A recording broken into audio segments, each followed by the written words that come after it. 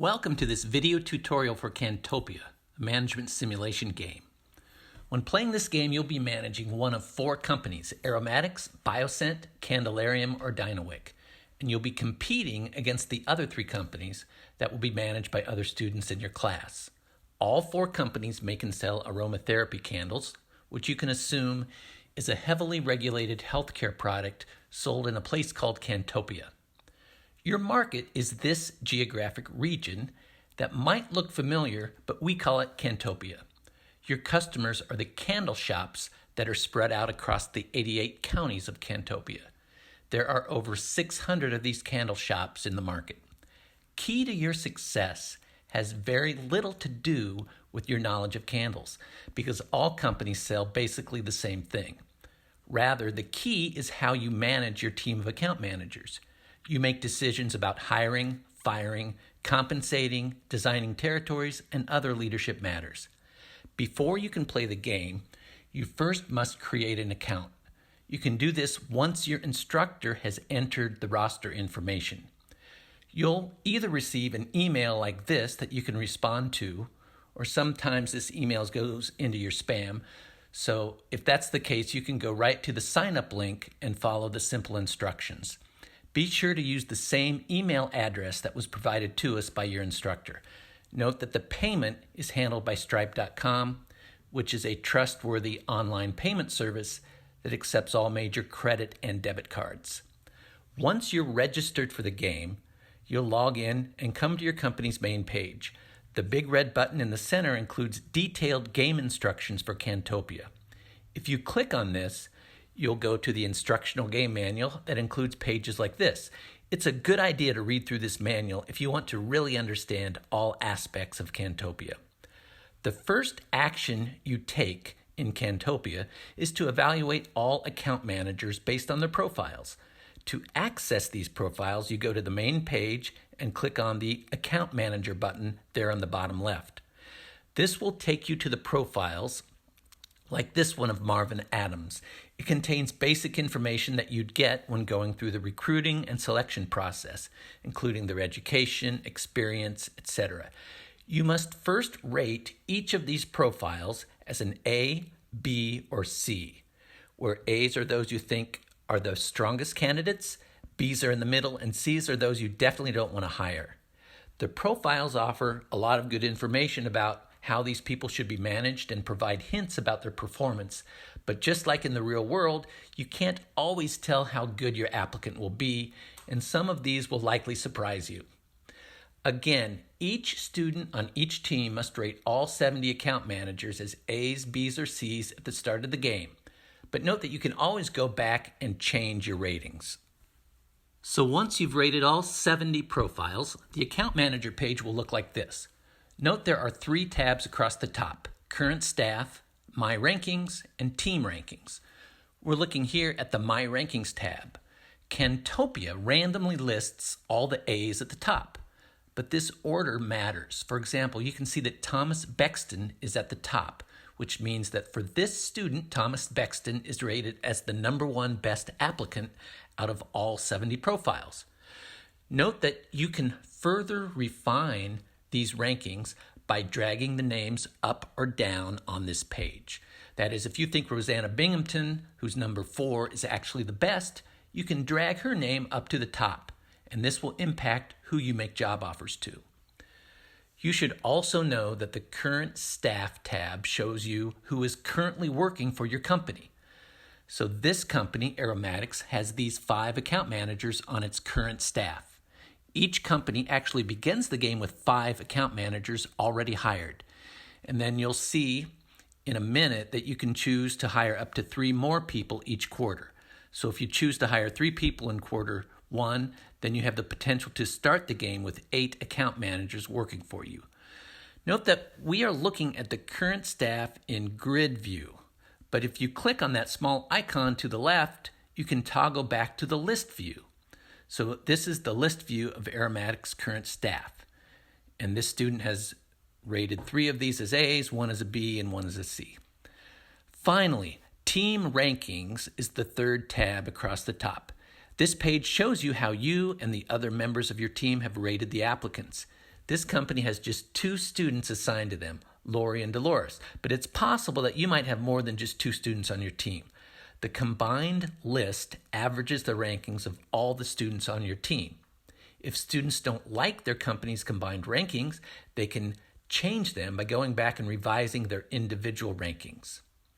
After analyzing the account manager profiles, you can move on to entering your decisions. It's important to understand that for each quarter, you make 2 sets of decisions. First, you enter your job offer decisions, and then next, you enter your territory leadership decisions. Your team repeats this cycle for as many quarters as your instructor decides to play. So to enter the first set of job offer decisions, click the large green button that reads Enter Year 1, Quarter 1 Job Offers. This leads you to this form where you enter decisions about compensation and benefits, training, firing, and hiring. Here's the top of the form where you'll see that the expected norms for salary, commission, etc. are already entered for you. But you and your teammates are free to adjust these upward or downward depending on your strategy. Further, you should read the game instruction manual for more insight into these settings. Just below are the decisions about your training program. This involves deciding on the percent of time that you will focus on product knowledge versus the other content areas. Make sure your numbers add up to 100%. Again, this video tutorial does not get into the full details for this, but the game instructions manual does. Next is firing. You can just click on anyone that you want to fire. In real life, it's quite a bit more complicated to fire someone, but Cantopia makes this easy. And then this is the page for hiring. First, teams indicate how many people they want to hire. And this can range from 0 to 3. That is, you can hire up to 3 people per quarter. But you don't have to hire anyone if you don't want to. And then this hire list is the same as the combined rankings list we just explained.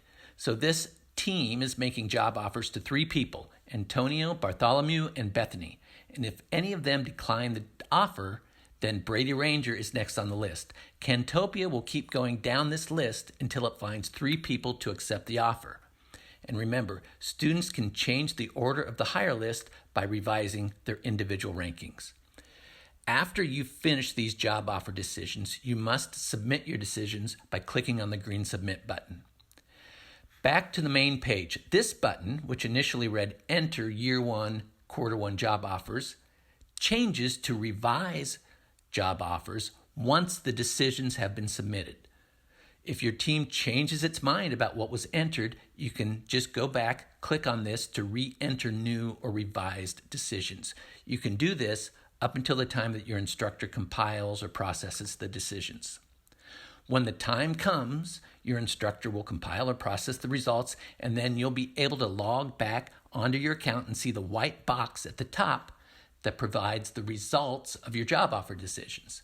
That is, you'll see who you hired and possibly who you fired and or who might have left your company. For example, this shows that Bristol O'Callahan Sr. was poached from Bioscent, which means that he left Bioscent because he got a better offer from one of the other 3 companies. So after the results of the job offers, it's now time to enter the second set of decisions for the quarter. These are called the territory leadership decisions. You do this by clicking on the big green button. There on the right is the form for these decisions. On top is your first task in the territory leadership decisions, which is to create territories for your account managers. You do this by clicking on the name and then selecting counties that you want to be in that person's territory. The counties must be connected to each other. And you must assign all counties to one of the account managers. You can see that Jasmine Winters has the dark blue counties in the Northeast, which is the largest territory, as she calls on 183 candle shops. After creating a territory for everyone, you decide how much time that you, the sales manager, want to spend on recruiting, on meeting with customers, on sales planning, and on individual coaching sessions with your account managers. And we have it set so that the sales manager works 50-hour weeks. So if you're spending 25% of those 50 hours on individual sessions, that equates to 12.5 hours per week, which leads us to where you indicate you want to split up those hours across your account managers. And just like with the real-world sales force, you'll discover that some people respond better to coaching sessions than other people do. These hours need to add up to 12.5 in this case. Next, you pick the one leader behavior that you want to emphasize for each account manager. As you see here, you have 5 leader behaviors to choose from. And I'll tell you that each account manager is programmed to respond favorably to exactly one of these 5 leader behaviors, negatively to one of the other leader behaviors, and to have no response, either positive or negative, to the remaining 3 leader behaviors.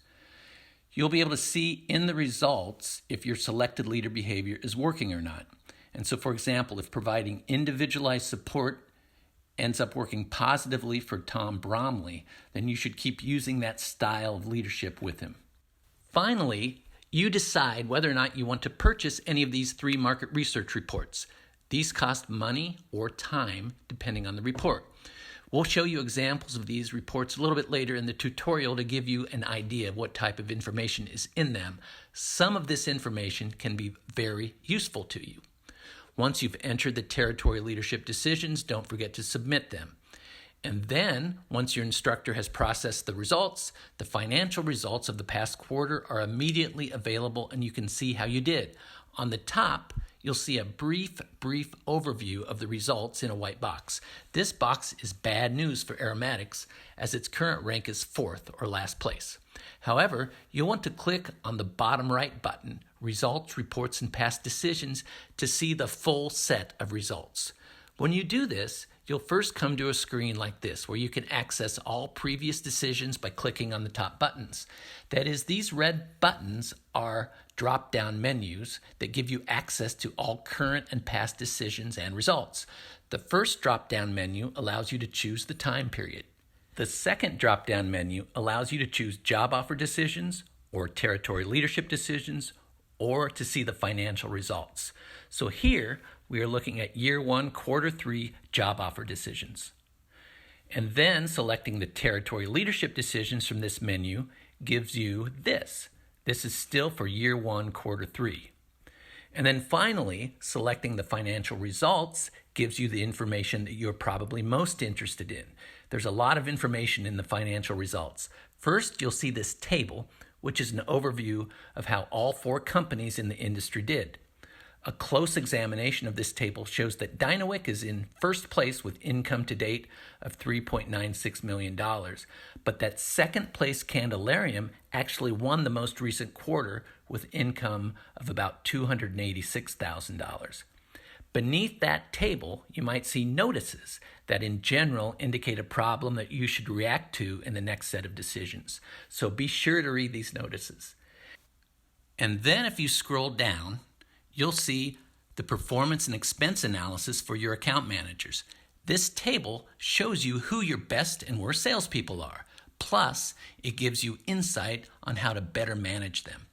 For example, the 2 green smiley faces indicate that the chosen leader behaviors are working for these 2 salespeople. The frown face means that this salesperson has reacted negatively to that style of leadership, and the remaining leader behaviors had no effect. Obviously, the goal is to work toward all smiley faces. The game instruction manual gives you much more information on these metrics. Scrolling down further on the financial results shows you the company income statement, which is a detailed financial report of how your company is making money. You can see that this company has $120,000 worth of legal expenses, which is too much. Finally, if you purchased any of the 3 market research reports, they will also be on this page. Here we see the 3 reports that you can buy if you want to. These can be important inputs to your strategy. For example, the competitive salesperson report is what you'll need if you plan to poach or steal away the top sales talent from one of your competitors. Of course, they will only accept your job offer if you are a more attractive company. If we go back to the bottom of the main page, you'll find a brief quiz over the past decision.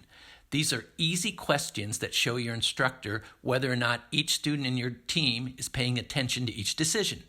Ask your instructor how your answers to these will be used as an input to your Cantopia score. Note also that your instructor might choose to include a 4th essay question on the quiz. If so, your answers to these essay questions will be shown on your team's discussion board, so members of your team can share views about the strategy with each other. Again, ask your instructor for guidance about how you should answer these questions. At the end of the game, you'll see this screen indicating the game is over, and hopefully you won't be in last place like Dynawick is here. Remember, the goal is to generate the highest income to date, but regardless of where you finish, we believe this is an experiential exercise that will give you a lot of knowledge about what it takes to effectively manage a team of salespeople. And finally, we believe Cantopia is not just educational, but a lot of fun too. Thanks for listening.